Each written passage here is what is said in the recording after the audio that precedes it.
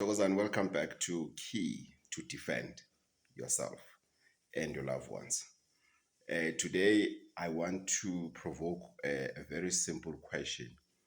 It's a general video. I just want to find out from you, how much time do you dedicate yourself in training? When last did you go to a shooting range? When last did you do dry fire in your own space? Because we always think, Oguti, the only way to train is when you have to go and pay and buy a lot of rounds and sweat yourself, and the more you have the best training, your one-on-one training, then you have the best. No, that's not true. But we are going to talk about the importance of dry firing at home. What is it that we can do in terms of dry firing in for you to prepare yourself for the actual action that is going to happen, right?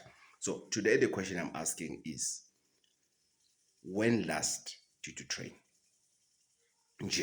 In general, doesn't matter whether there's a dry firing, it doesn't matter whether you were in the shooting range.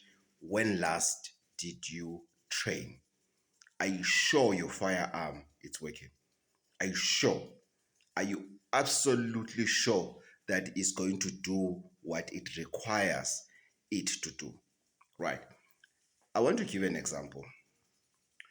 Owning a firearm and keeping it in your safe or to yourself, boasting everybody knows you have a firearm. When you arrive in your village, you can shoot up there. Everybody's aware that you have a firearm, right?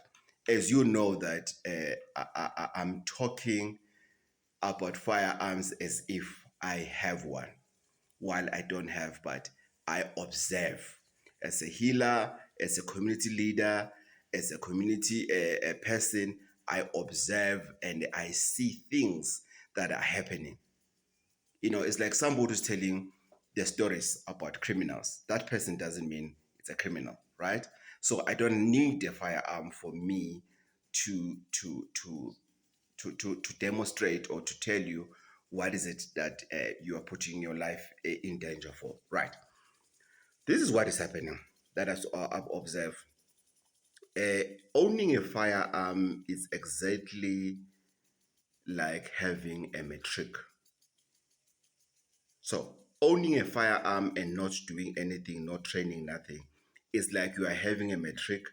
However, your matric is just sitting there because your matric is not going to get you into what a working space. Yes, it might be said the requirement.